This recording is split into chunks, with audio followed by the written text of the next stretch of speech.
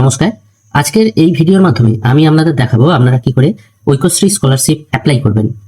Actually এই ঐক্যশ্রী স্কলারশিপটা হলো পশ্চিমবঙ্গের সংখ্যালঘু শিক্ষার্থীদের জন্য। গতকাল থেকে এই পোর্টাল এই বছরের জন্য চালু হয়েছে, কিন্তু এই পোর্টাল অলরেডি চালু ছিল।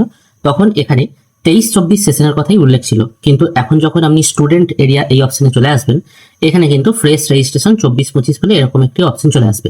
এখান থেকে আপনি রিনিউ করতে পারবেন, ফ্রেশ রেজিস্ট্রেশনও করতে পারবেন 24-25 সালের জন্য। এবার এখানে ফ্রেশ রেজিস্ট্রেশন 24-25 এবং ফার্স্ট টাইম আপনি ভিজিট করবেন বা যখন আপনি আসবেন এই ওয়েবসাইট লগ ইন করবেন, তখন দেখুন এখানে কিন্তু পরিষ্কার মেনশন করে দেওয়া আছে যে সমস্ত শিক্ষার্থী গত বছর ভর্তি হয়েছে এবং এখনো তারা এই স্কলারশিপে অ্যাপ্লাই করেনি, তারা কিন্তু এই পোর্টাল থেকে মানে 23-24 সেশনে যারা ভর্তি হয়েছে তারা কিন্তু এখনো অ্যাপ্লাই করতে পারবে। 31শে জুলাই 2024 এই টাইমের মধ্যে তাদের গত বছরের জন্য অ্যাপ্লাই করতে হবে।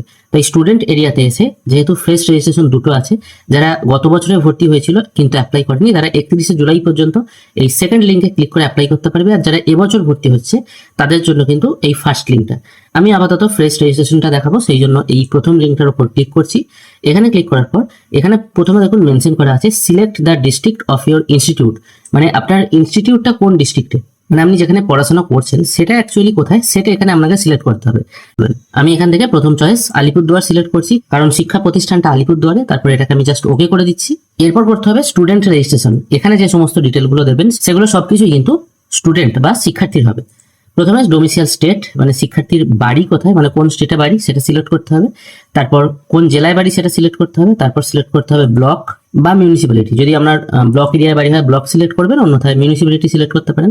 এটা আমি আপাতত ব্লক সিলেক্ট করছি। তারপর আপনার ব্লক কি আছে সেটা সিলেক্ট করবেন এবং আপনার গ্রাম পঞ্চায়েতের কি নাম আছে সেটা এখানে সিলেক্ট করে নেবেন। একটু নিচের দিকে এলে এখানে স্টুডেন্ট ইনফরমেশন পুট করতে হবে। প্রথমে স্টুডেন্টের ফার্স্ট নেম, মিডিল নেম এবং লাস্ট নেমটা পুট করে দেবেন। তারপর তার বাবার নামটা এখানে পুট করতে হবে এবং একই সঙ্গে তার মায়ের নামটাও এই পাশের ঘরে পুট করতে হবে।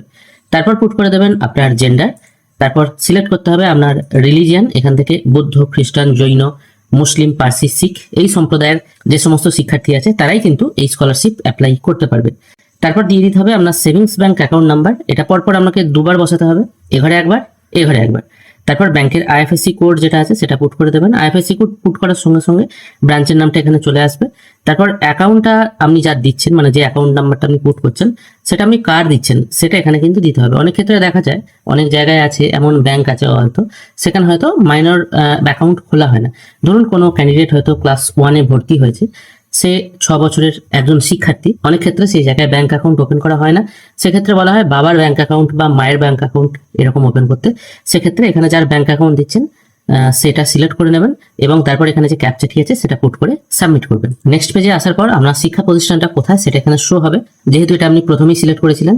তারপর শিক্ষা প্রতিষ্ঠানটা যে অঞ্চলে অবস্থিত সেই অঞ্চলে যদি ব্লক বা মিউনিসিপ্যালিটি এরিয়া হয় সেটা সিলেক্ট করে নেবেন। যদি ব্লকে হয় ব্লক সিলেক্ট করবেন। তারপর ব্লকের নামটা এখান থেকে সিলেক্ট করবেন এবং তারপর শিক্ষা প্রতিষ্ঠানটির নাম আপনারা এই ড্রপ ডাউন মেনু থেকে পেয়ে যাবেন। অনেক সময় দেখা যায় অনেক শিক্ষা প্রতিষ্ঠানের নাম কিন্তু এই মেনুতে থাকে না। সেক্ষেত্রে তাদেরকে বলবো তারা কিছুদিন ওয়েট করে যান, কারণ শিক্ষা প্রতিষ্ঠানের নাম বা কোনো নতুন শিক্ষা প্রতিষ্ঠান যদি এই পোর্টালে অ্যাড হয় সেক্ষেত্রে অ্যাড হতে একটু সময় লাগে। তারপর কারেন্ট ইনস্টিটিউট এখান থেকে আপনাকে সিলেক্ট করে নিতে হবে এবং বর্তমানে আপনি কোন শ্রেণীতে পড়ছেন সেটা এখান থেকে সিলেক্ট করতে হবে। তারপর বাংলার উচ্চশিক্ষা পোর্টাল আইডি যেটা আছে সেটা এখানে পুট করে দিতে হবে। এটা আপনি স্কুল থেকে পেয়ে যাবেন, 14 সংখ্যার একটা আইডি হয়। তারপর শেষ সে কোন পরীক্ষা দিয়েছে সেটা এখান থেকে আপনাকে পুট করতে হবে। যেহেতু এটা ক্লাস 5 করা হচ্ছে সেই জন্য এটা হবে ক্লাস 4। তারপর এখানে পুট করতে হবে শেষ উত্তীর্ণ হওয়া বোর্ডের নাম, কোন বোর্ড থেকে সে পাস করেছে, কত সালে সে পাস করেছে সেটা এখান থেকে আপনাকে সিলেক্ট করে দিতে হবে। কত পার্সেন্ট নাম্বার পেয়েছে সেটাও এখানে পুট করে দেবেন। তার পরিবারের বার্ষিক আয় কত সেটা ইনকাম সার্টিফিকেটে যেটা লেখা থাকবে সেটা এ ঘরে বসিয়ে দেবেন। তারপর এখানে পুট করতে হবে আপনার ইমেল আইডি এবং আপনার পছন্দ মতো একটা পাসওয়ার্ড এখানে সেট করে দিয়ে সাবমিট অ্যান্ড প্রসিড করবেন। সাবমিট অ্যান্ড প্রসিড করার সঙ্গে সঙ্গে এখানে কনগ্রাচুলেশন বলে একটি মেসেজ চলে আসবে এবং সেখানে লেখা থাকবে যে ক্যান্ডিডেটের আপনি স্কলারশিপ অ্যাপ্লাই করছেন সে ক্যান্ডিডেট কি স্কলারশিপ পাওয়ার যোগ্য। অবশ্য এখানে বাংলা শিক্ষা পোর্টাল আইডির সঙ্গে সেই ক্যান্ডিডেটের নামের যদি কোনো রকম মিসম্যাচ থাকে সেক্ষেত্রে সেটা স্কুলে গিয়ে ঠিক করতে হবে। যদি দেখা যায় ক্যান্ডিডেটের নাম, বাবার নাম ও ডেট অফ বার্থ বাংলা শিক্ষা পোর্টাল আইডিতে একরকম আছে এবং তার আধার কার্ড বা ব্যাংকের বইয়ে একরকম আছে, সেক্ষেত্রে কিন্তু মিসম্যাচ চলে আসবে এবং সঠিক নামটা সমস্ত জায়গায় করে মানে একই রকম করে তারপর কিন্তু সেই ক্যান্ডিডেট অ্যাপ্লাই করতে পারবে। আপাতত আমি এটা কন্টিনিউ করে দিচ্ছি। রেজিস্ট্রেশন প্রসেস কমপ্লিট হয়ে যাওয়ার পর কনগ্রাচুলেশন মেসেজ চলে আসবে এবং আপনার অ্যাপ্লিকেশন নাম্বারটা এখানে শো হবে। এই অ্যাপ্লিকেশন নাম্বারটা আপনাকে সবার আগে কপি করে নিতে হবে। তারপর লগ ইন অপশনে ক্লিক করবেন। লগ ইন করার জন্য অ্যাপ্লিকেশন আইডিটা প্রথমে পুট করবেন, তারপর পাসওয়ার্ড যেটা সেট করেছেন সেটা পুট করবেন, একাডেমিক ইয়ার 24-25 থাকবে এবং ক্যাপচাটা পুট করে লগ ইন করে নেবেন। এরপর আপনার রেজিস্টার ফোন নাম্বারে একটি ওটিপি চলে আসবে, ওটিপিটি নির্দিষ্ট ঘরে পুট করে সাবমিট করবেন। এরপর স্কলারশিপের ড্যাশবোর্ড আমার সামনে ওপেন হয়ে যাবে। এরপর বেসিক ইনফরমেশন অপশনে আপনাকে ক্লিক করতে হবে। এখানে আপনার বৈবাহিক অবস্থা দিতে হবে, যেহেতু স্টুডেন্টরা আনম্যারিড হয় সেই জন্য এটা আনম্যারিড সিলেক্ট রাখতে হবে। ইমেল আইডিটা তুলে দিতে হবে যদি কিছু টাইপ হয়ে গিয়ে থাকে। তারপর আপনার গার্জেনের নামটা এখানে বসাতে হবে, যেটা বাবার নামই হবে, অথবা কেউ মায়ের নামে বসাতে পারে। বাদ বাকি কোনো কিছু ডিটেল কিন্তু এখান থেকে চেঞ্জ করা যাবে না। তারপর তার ঠিক নিচের অংশে অ্যাড্রেস ডিটেল দিতে হবে। আপনার address, post office, police station এবং পিন নাম্বারটা এখানে পরপর বসিয়ে দেবেন। কারেন্ট এবং প্রেজেন্ট অ্যাড্রেস যদি আপনার একই হয়ে থাকে তাহলে সেম অ্যাজ পার্মানেন্ট অ্যাড্রেস এই অপশনটায় টিক মার্ক দেবেন, তাহলে দুটো অ্যাড্রেস এক হয়ে যাবে। অন্যথায় যদি আলাদা হয় তাহলে কিন্তু আপনাকে ম্যানুয়ালি এটা টাইপ করতে হবে। এরপর সবার নিচের অংশে বাংলা শিক্ষা পোর্টাল আইডিটি আপনার সামনে শো হবে, এটা আপনি চেঞ্জ করতে পারবেন না।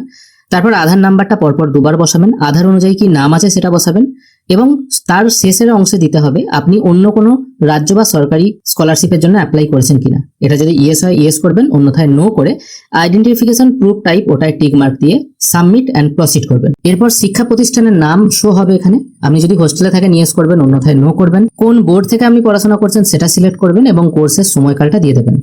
তারপর সাবমিট অ্যান্ড প্রসিড করবেন। যদি রিনিউ হয় সেক্ষেত্রে কিন্তু আলাদা ডিটেল এখানে দিতে হবে।